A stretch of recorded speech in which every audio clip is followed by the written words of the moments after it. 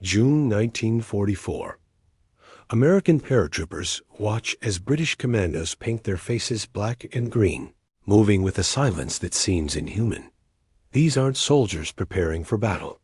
The Americans have firepower, numbers, and confidence born from a nation that believes it can win any fight. The British have something else, a ruthlessness forged in 4 years of desperate survival, a willingness to do things that make even hardened soldiers uncomfortable. What happened in the hours before D-Day would challenge everything the Americans believed about warfare, about honor, about what it takes to win when losing means extinction. How did men armed with knives achieve what battalions with tanks couldn't? Why did American commanders who witnessed the operation file reports they marked classified for 30 years?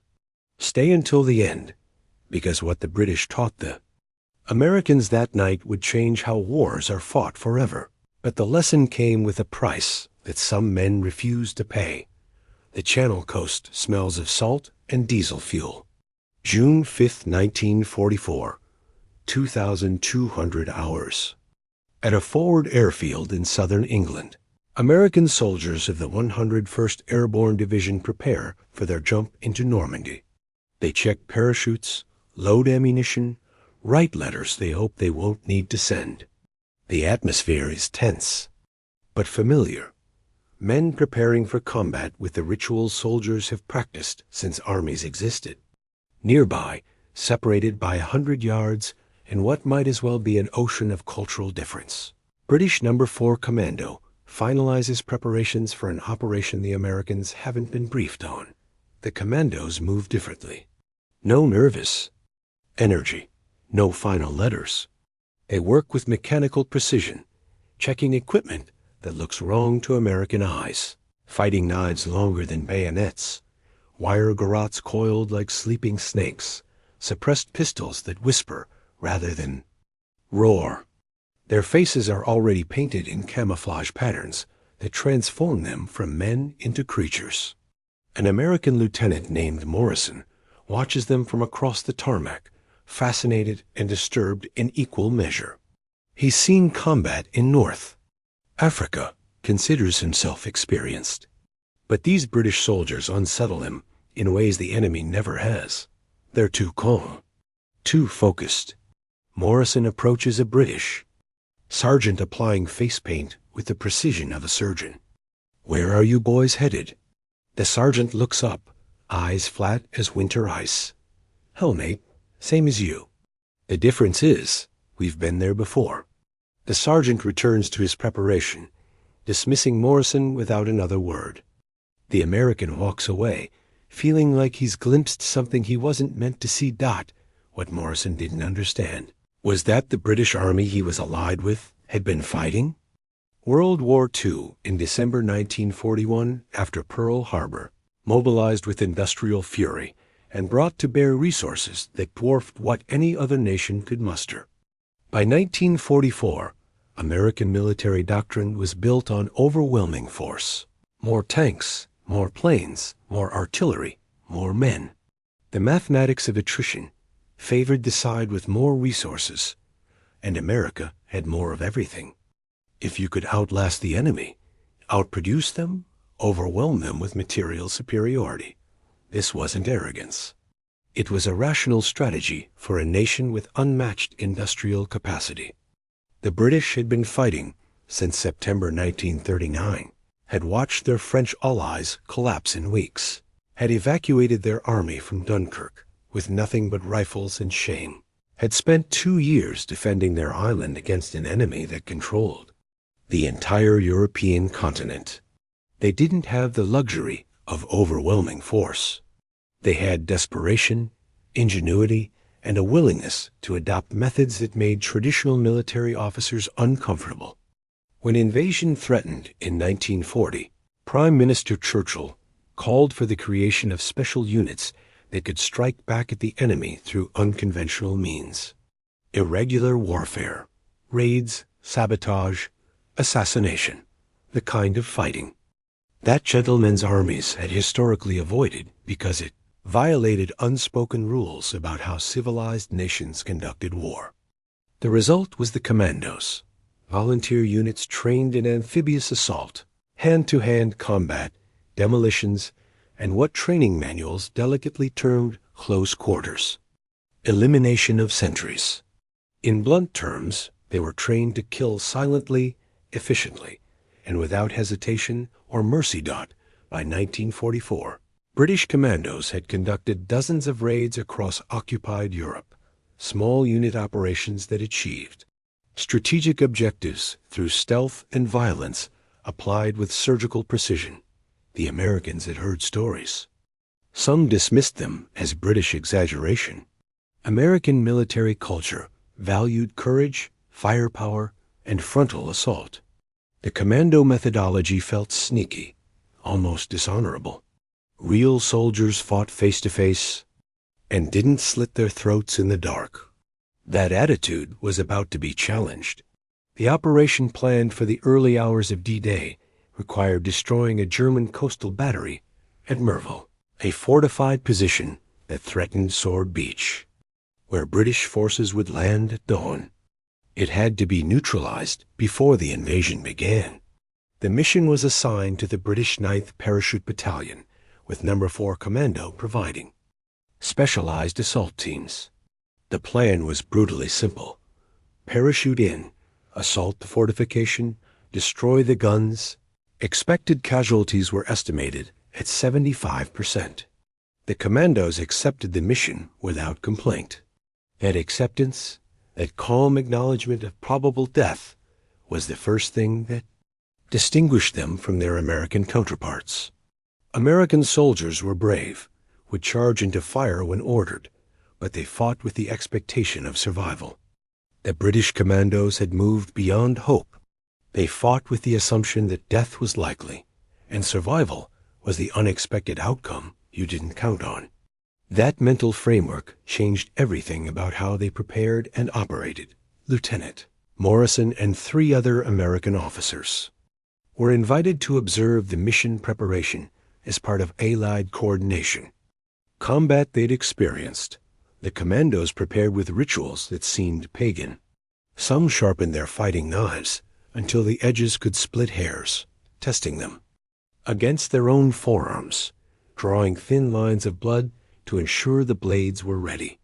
Moving through sequences of strikes and grapples designed to break necks, crush windpipes. They moved slowly, methodically, rehearsing murder the way musicians rehearse concertos. There was no bravado, no jokes. They prepared for killing with the seriousness of men preparing for Holy Communion. One commando, a corporal from Liverpool named Davies, noticed Morrison watching. "First time seeing the dance, Yank?" Morrison: "We learned it the hard way." Norway, 41. Went in thinking we were soldiers. Came back knowing we were something else. You can't fight Jerry with rules he doesn't follow. So we stopped following rules. Davies: "When you try to be civilized with an uncivilized enemy, 15 good men died because we weren't willing to do what needed doing. The rest of us learned. Now we do it first, fast, and we don't stop until everything that needs killing is dead." Morrison walked away, feeling like he'd spoken to a ghost, a man. They would. American officers lifted off at 2,300 hours. The flight across the channel was turbulent, anti-aircraft fire, bursting in orange flowers around the formation. Inside the aircraft, the commandos sat motionless, eyes closed, breathing controlled. They looked asleep. They weren't. They were conserving energy, focusing inward, preparing mentally for what came next. The Americans fidgeted, checked equipment, dealt with pre-combat nerves in ways soldiers always had. The contrast was striking. Americans processing fear through motion, British processing it through stillness. Both approaches were valid. Both reflected cultural differences in how men confronted mortality. Drop began. Paratroopers jumped into darkness over Normandy, scattered by winds and anti-aircraft fire. landing miles from intended drop zones in the chaos that characterized airborne operations. The Commandos had anticipated this. Their training emphasized independent action. If separated from your unit, accomplish the mission alone, or link up with whoever you find and accomplish it together. Individual initiative over centralized command. The Americans valued unit cohesion and coordinated action. Scattered paratroopers would regroup and reform units before engaging the enemy. The British wouldn't wait. Every minute delayed was minutes the enemy could use to prepare. The Commandos who landed near Merville Battery began moving toward the objective immediately, alone or in pairs, trusting that enough of them would arrive to accomplish the mission. Morrison landed hard in a flooded field, separated from his unit, and the British Commandos he was supposed to observe. He spent 30 minutes wading through chest-deep water, disoriented alone, following distant sounds of gunfire that seemed to come from every direction. Then he heard something that made him freeze, voices speaking German, close, perhaps 20 meters away. He crouched in the water behind a hedgerow, heart hammering, trying to decide whether to hide or fight. The decision was made for him.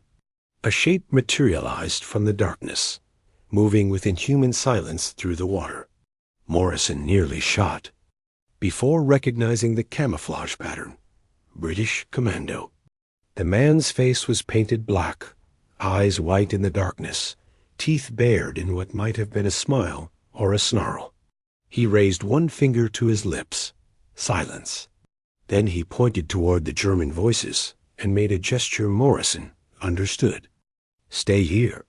The commando vanished into the darkness. Morrison waited, every nerve screaming, expecting gunfire. What he heard instead was worse. A brief, choked gasp, a splash, and silence. 30 seconds later, another gasp, cut short. Then silence again. The German voices had stopped. Morrison waited 5 minutes that felt like hours. Then the commando reappeared, emerging from darkness like a nightmare given form. His knife dripped black in the moonlight. He gestured for Morrison to follow and moved toward the Merville Battery without waiting for acknowledgement. Morrison followed because the alternative was staying alone in a field in occupied France. But he followed a man he no longer fully recognized as human. What he'd just witnessed wasn't combat. It was slaughter, clinical and silent, executed without hesitation or mercy. The Germans had died without knowing they were in danger, killed by a man who'd moved through water, without sound, struck without warning, and disappeared like he'd never existed. That silence, that absolute absence of sound, became the recurring symbol of British commando operations.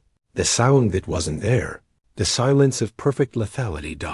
As Morrison and the commando approached Merville Battery, they encountered other British soldiers moving through the darkness, converging on the objective from different directions. Of the 600 men who jumped, perhaps 150 had reached the objective area. The rest were scattered across Normandy, fighting their own battles or dead in fields and marshes. By conventional military logic, the mission should have been aborted. 1/4 strength, no heavy weapons, assault elements scattered. American doctrine would have called for regrouping, coordinating with higher command, waiting for air support or artillery. The British officer commanding the scattered force, Lieutenant Colonel Terence Otway, made a different calculation. He had enough men to attempt the assault. The clock was ticking toward dawn, and the beach landings. The guns had to be destroyed. They would attack with what they had. The decision was communicated in whispers passed from man to man. Assault in 15 minutes, no matter how many have arrived. Prepare for close quarters. No prisoners. Morrison, crouched beside a hedgerow with a commando sergeant named Fletcher, whispered his confusion. You're going to assault a fortified battery with 100 men? It's suicide. Fletcher's painted face turned toward him, expression unreadable in the darkness. Not suicide, Yank. Mathematics. We need to kill maybe 200 Germans. And destroy 4 guns. That's 2 Germans per man. I've killed more than that on raids where nobody remembers the name. This'll be easier because they don't know we're coming. Morrison wanted to argue, but couldn't find words. The British weren't being brave or reckless. They were being mathematical, calculating lethal arithmetic with themselves as the variables. It was a mindset Morrison couldn't fully grasp. Born from years of fighting, when survival was never guaranteed and the mission mattered more than the men executing at dot at 0450 hours. With dawn approaching and time running out, Lieutenant Colonel Otway gave the signal. The assault began in silence. The commandos moved toward the fortification's perimeter in groups of 3 and 4, using darkness and smoke from earlier bombing raids as concealment. They didn't charge. They infiltrated, finding gaps in the wire, crawling through minefields with detectors improvised from bayonets, moving with patience that defied the urgency of their mission. German sentries died without firing shots, throats cut or necks broken by men who appeared behind them like vengeful spirits. The first alarm didn't sound until commandos were already inside the fortification's perimeter, at which point the operation transformed from silent infiltration to controlled violence. The British moved through the battery complex with choreographed brutality, clearing bunkers with grenades and point-blank gunfire, killing German defenders before they could organize resistance. Morrison, following because he had no other option, witnessed combat that bore no resemblance to anything he'd trained for.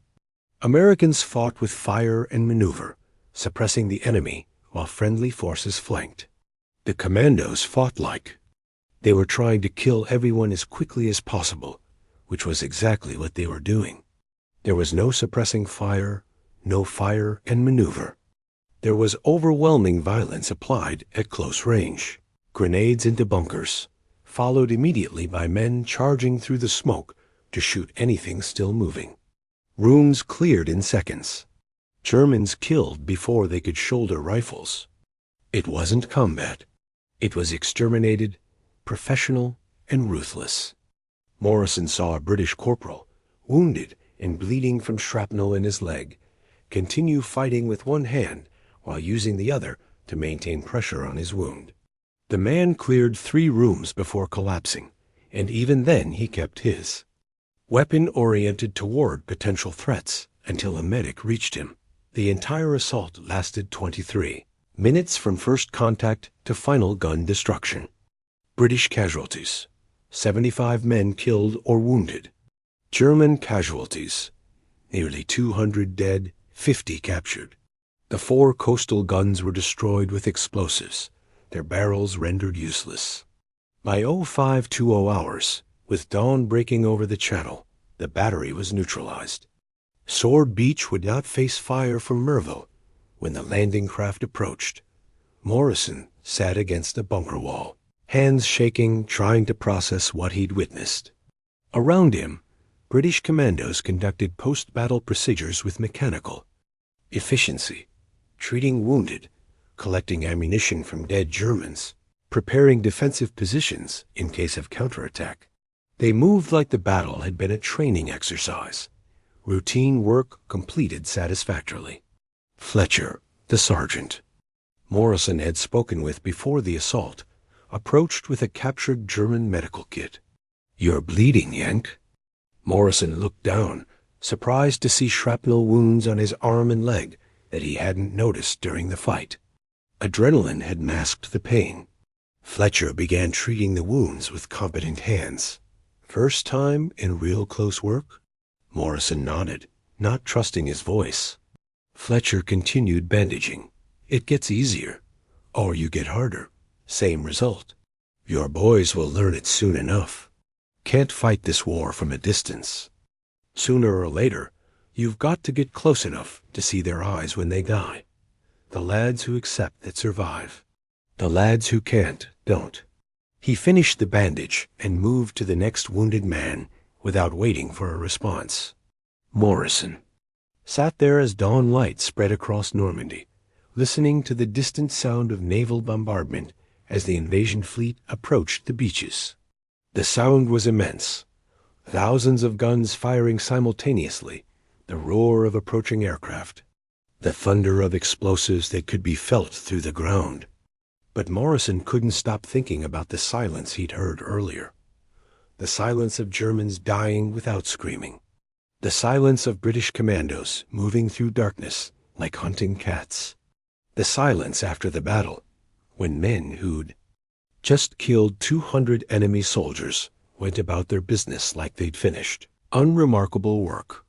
That silence would haunt American military observers who witnessed commando operations, because it represented something their culture hadn't prepared them for, the possibility that warfare could be so efficient, so ruthless, that it transcended honor or glory and became simple butchery executed by professionals who'd learned to turn off the part of themselves that objected. The reports Morrison and other American observers filed after D-Day were classified for decades, not because they revealed tactical secrets, but because they revealed cultural truths that made headquarters uncomfortable. American military leadership prided itself on fighting with honor, treating prisoners according to the Geneva Convention, and maintaining moral high ground. The British commandos operated in a gray zone where necessity superseded convention, where the question wasn't, is this honorable, but does this accomplish the mission with acceptable casualties? That pragmatism produced results. It also produced soldiers who crossed lines that couldn't be uncrossed, who'd learned to kill with efficiency that erased the distinction between warrior and killer.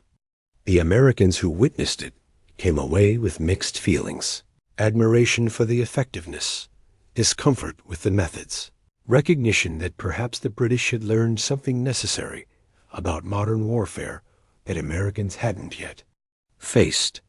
The debate intensified as the war continued and American forces encountered situations where conventional tactics failed and unconventional methods succeeded. Should American units adopt commando-style training? Should they create specialized units that operated outside normal rules of engagement? Should they accept that total war against an enemy like Nazi Germany required setting aside peacetime, morality, and embracing whatever methods produced victory? Some American commanders said yes. They'd seen what the British accomplished and wanted that capability for their own forces. Other commanders said no. America wasn't fighting to become like the enemy. Maintaining moral distinction mattered, even if it cost additional casualties. The debate was never fully resolved during the war, but the pressure of combat gradually pushed American doctrine toward British methodology. By late 1944, American Ranger battalions were training with British commandos, learning the same techniques.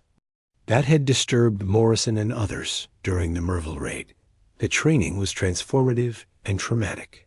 American soldiers who considered themselves elite discovered that British standards were different, harder, built on assumptions about acceptable costs that American culture resisted. The British trained with live ammunition, accepting training. Casualties as preferable to combat casualties caused by inadequate preparation. Americans considered training deaths unacceptable. The British trained hand-to-hand combat until techniques were instinctive, muscle memory that didn't require thought. Americans trained hand-to-hand as a supplementary skill, something you'd rarely use. The British trained night operations as primary methodology, assuming darkness was when serious work happened. Americans trained for daylight operations with night work as an exception. The philosophical gap was vast, but American soldiers who completed British commando training emerged transformed. They moved differently with the controlled silence Morrison had witnessed. They approached combat problems with British pragmatism. What's the fastest way to accomplish this mission with fewest friendly casualties? If the answer involved methods that seemed ruthless, so be it. Ruthlessness keeps your friends alive. The transformation concerned some American officers, who worried they were creating soldiers who might not fit back into conventional military culture. But combat results silenced objections. Ranger battalions trained in British methods outperformed conventionally trained units in similar missions. Casualty rates were lower. Mission success rates are higher. The mathematics were undeniable. The Point du Hoc assault, conducted by American Rangers on D-Day, used tactics directly adapted from British commando operations: small unit infiltration, overwhelming violence at close quarters, mission prioritized over casualties. The Rangers succeeded brilliantly, destroying coastal guns that threatened the invasion beaches. Their success validated the British approach and accelerated American adoption of similar methods. But adoption came with costs that statistics didn't capture. The psychological burden carried by soldiers trained to kill with efficiency that erased enemy humanity. British commandos had a saying, "We sent warriors, not men." The phrase originated after the Vogtso raid in 1941, when commandos destroyed German positions in Norway with such thoroughness that Norwegian civilians who witnessed it were disturbed. A Norwegian resistance fighter reportedly told a British officer, "You didn't send soldiers, you sent something else. Warriors, perhaps, or demons. Ungrateful, but also frightened of what you've created." The phrase stuck because it captured something true. Commando training didn't just teach skills, it transformed identity. Men who completed the training no longer fully identified as civilians in uniform, temporary soldiers who'd returned to normal life after the war. They identified as warriors, a permanent caste whose skills and experiences separated them from the societies they defended. That separation was necessary for operational effectiveness, but devastating for post-war reintegration. Many British commandos struggled to return to civilian life, couldn't relate to people who hadn't experienced what they'd experienced, couldn't explain what they'd done in ways that civilians could understand without horror. American soldiers trained in British methods faced similar struggles.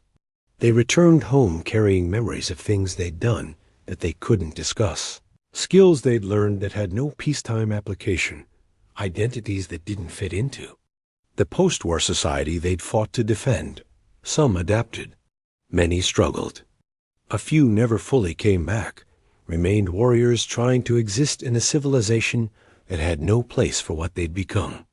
The silence that had characterized their operations during the war became a different silence after, the silence of veterans, who couldn't talk about their service, who changed the subject when asked what they'd done, who carried secrets that isolated them from everyone who hadn't shared their experiences.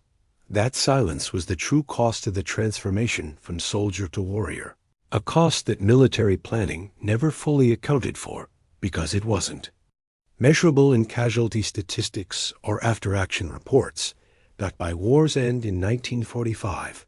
The philosophical debate about commando methods had been settled by pragmatic necessity. They worked. British commandos had conducted over 100 raids, achieved strategic objectives far exceeding their numerical strength, and influenced Allied tactical development across all services. American forces had absorbed British methodology, created their own special operations units, and demonstrated that American soldiers could match British effectiveness when trained and led properly. The cultural discomfort never fully disappeared, but it was superseded by results. The symbolic silence, that absence of sound that characterized commando operations, became aspirational for special operations forces, the ability to strike and disappear, to achieve objectives without the enemy understanding what happened until it was over, to win through stealth and precision rather than firepower and attrition. That capability became central to post-war military doctrine, influencing everything from Korean War operations to Vietnam-era special forces to modern counterterrorism tactics. The lineage is direct. British commandos taught American Rangers, who taught special forces, who taught generations of operators who carry forward the same principles. The training evolves. The technology improves. The fundamental philosophy persists. Accomplish the mission with minimal friendly casualties through superior preparation, ruthless execution, and willingness to do whatever the situation requires. That last element, the willingness to do whatever is required, remains controversial because it requires acknowledging that warfare sometimes demands abandoning peacetime morality. Civilized societies struggle with that acknowledgement, want to believe their soldiers can win while maintaining perfect moral standards. Warriors know differently. They know that fighting an enemy willing to commit atrocities while refusing to match their ruthlessness puts you at a disadvantage. They know that survival sometimes requires doing things that would be crimes in peacetime. They know that the society sending them to war wants victory, but doesn't want to know the price that victory requires. The British understood this by 1940 because they'd faced a choice between comfortable principles and survival. They chose survival and created the Commandos. The Americans learned it gradually, reluctantly, through observations like Morrison's experience at Merville, through casualties that might have been prevented with more ruthless tactics, through recognition that the enemy they faced wouldn't be defeated by maintaining illusory moral high ground. Morrison returned to the United States in 1945, was decorated for his service, and resumed civilian life as a high school teacher in Ohio. He never spoke publicly about what he'd witnessed at Merville. When students asked about his war service, he deflected with generic stories about the Airborne Brotherhood and the liberation of Europe. He never mentioned the British Commandos. He never described watching men killed in silence. He never explained why he sometimes woke at night, hearing sounds that weren't there. The rasp of a knife being sharpened, the choked gasp of a dying German, the mechanical efficiency of warriors who'd learned to kill without hesitation or remorse. In 1978, 34 years after D-Day, Morrison was contacted by a military historian researching commando operations. The historian had obtained declassified after-action reports and wanted to interview officers who'd observed the Merville assault. Morrison initially refused. Eventually, he agreed, on condition that the interview wouldn't be published until after his death. The interview, conducted over 2 days, revealed Morrison's complicated legacy from that night. He described the British Commandos with a mixture of awe and horror, admiration for their effectiveness and discomfort with their methods. He admitted that watching them operate had changed his understanding of warfare and had shown him that the clean narratives of heroism and honor that civilians believed were incomplete. War was also slaughtered, professional, necessary, executed by men who were they right to create such men? The historian asked. Morrison thought for a long time. They didn't have a choice. We had resources, distance, time. The British had none of those. So they made warriors instead of soldiers. And those warriors saved Britain when nothing else would have. Did it cost them their souls? The historian pressed. Morrison's answer revealed the question he'd been wrestling with for 3 decades. I don't know. I knew some of those men after the war. Some seemed fine. Others seemed hollowed out, like something essential had been burned away. But they'd saved Britain. They'd helped win the war. If the price was their souls, they paid it willingly, so the rest of us wouldn't have to. That makes them heroes, or martyrs. Maybe both. The interview ended there. Morrison died in 1982. The interview was published in 1985 as part of a military history collection that few civilians read. But within the special operations community, Morrison's testimony became required reading, studied by officers trying to understand the psychological costs of training soldiers to operate at the edge of human capacity. Because Morrison had identified the central tension that special operations forces still navigate, How do you create warriors effective enough to accomplish impossible missions without creating warriors so transformed that they can't reintegrate into the society they've defended? The British Commandos of World War II represented the first systematic attempt to answer that question, and their success came with costs that took decades to fully understand. Some veterans adapted well. Many struggled. The British government eventually acknowledged the problem, created veteran support programs, and recognized that men trained to transcend normal human limitations might need specialized help returning to normal human society. The programs helped some. Others remained isolated, carried their silence until death, leaving families who never fully understood what their fathers or husbands or brothers had experienced. That generational silence became part of British and American military culture. The understanding that some experiences can't be shared, that warriors carry knowledge civilians can't comprehend, that the price of victory includes creating men who'll never fully belong to peacetime. It's a price both nations continue to pay with every generation of special operations soldiers, trained to do things that can't be publicly acknowledged, who operate in silence and sometimes remain silent forever because what they've done and seen resists articulation. The sound of that silence echoes through decades. You hear it in the pauses when veterans are asked about their service.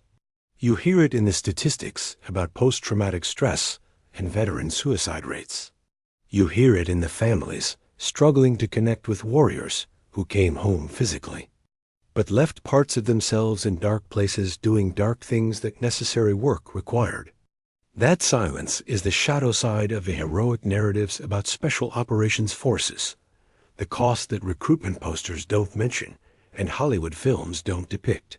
It's the sound of warriors who learned to kill with such efficiency that killing became almost routine, then had to learn to be human again in a world where killing is taboo. Some manage the transition. Others spend their lives navigating between identities, warrior and civilian, never fully either, always conscious of the gap between what they're capable of and what society expects. The British Commandos who assaulted Merville Battery paid that price willingly, believed the mission mattered more than their post-war adjustment, and accepted transformation as the cost of victory. 75 men died in the assault. Most of the survivors carried wounds visible and invisible for the rest of their lives. But they destroyed the guns. They opened the path for the invasion. They contributed to victory in ways that saved thousands of Allied lives. That contribution is inarguable. The cost is equally inarguable. Both truths coexist, inseparable, the foundation of modern special operations philosophy. Accomplish the mission, accept the costs, create warriors who'll do what soldiers can't or won't, and recognize that those warriors might never fully come home, even when their bodies return. Lieutenant Colonel Terence Otway, who commanded the Merville assault, wrote in his memoirs that the operation succeeded because his men had transcended fear through training that made combat almost anticlimactic. They'd prepared for something worse than what they encountered. They'd accepted death as probable.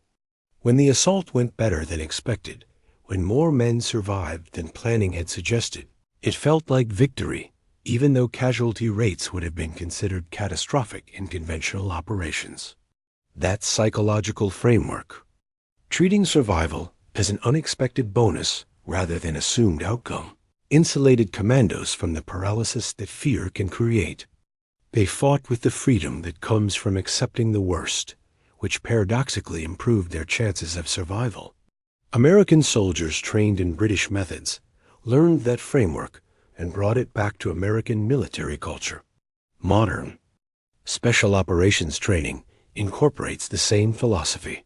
Prepare for worst-case scenarios. Accept risk as inherent. Focus on mission rather than survival.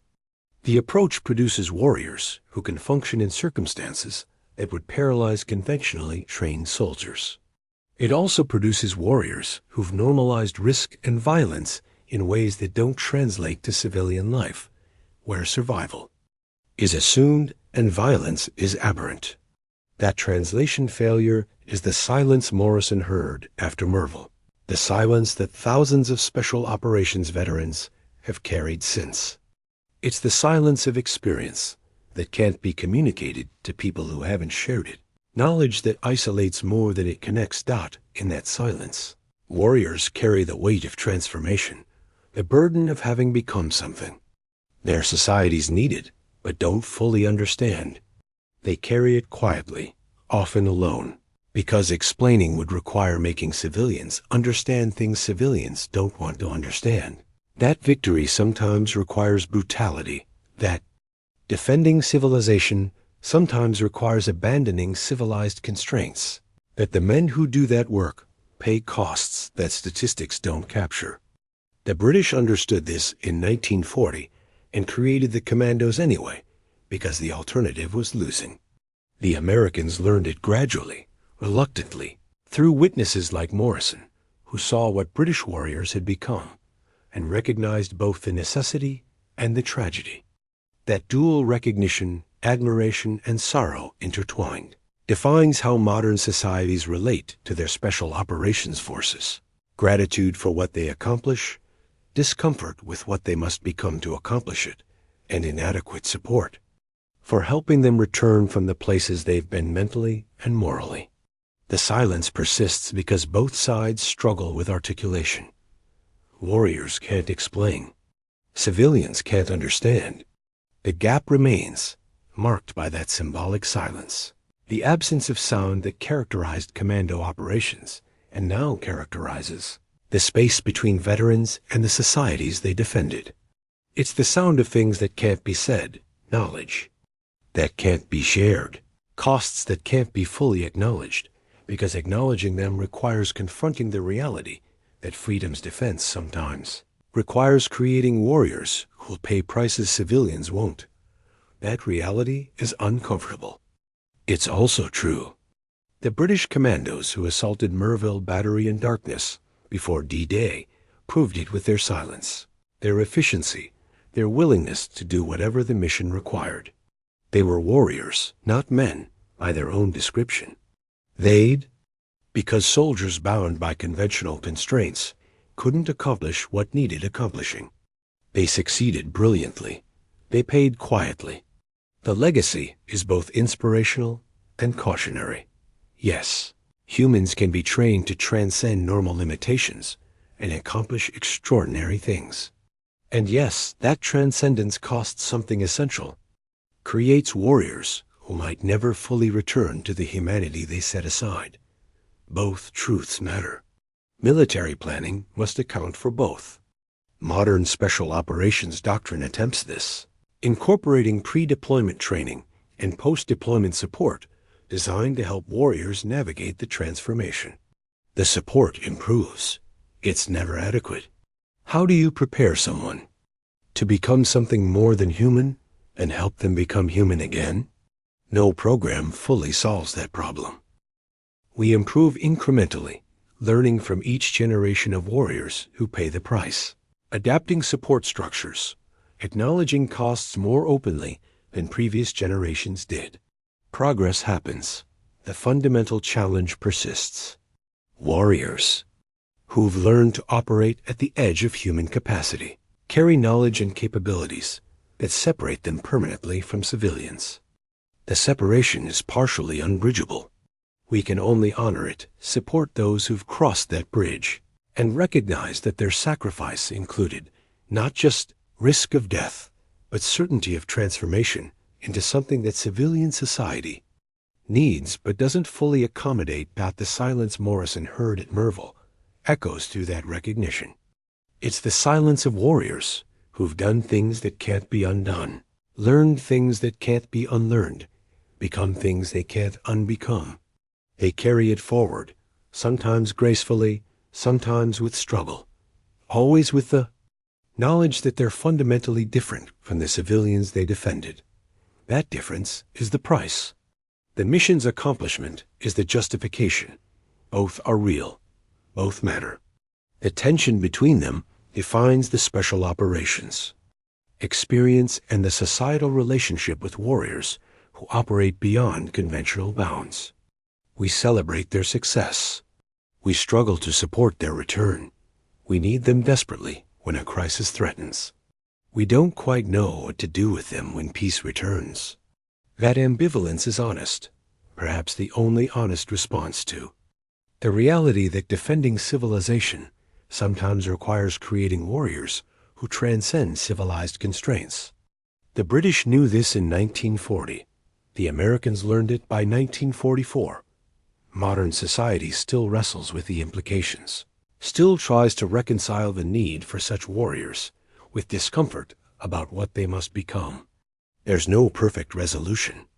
There's only acknowledgement, support, and gratitude toward those who accept transformation as the price of accomplishing missions that must be accomplished. They pay that price silently, often invisibly. In that silence, they carry the weight of transformation, the burden of having been what their nations needed when need was desperate. They were warriors, not men. They remained so, even when war ended and humanity was supposed to return. That's the truth Morrison glimpsed at Merville and spent 34 years processing before he could articulate it. That's the truth modern special operations forces inherit with every generation trained to operate as those British commandos operated. In silence, with ruthless efficiency, accepting costs that others won't.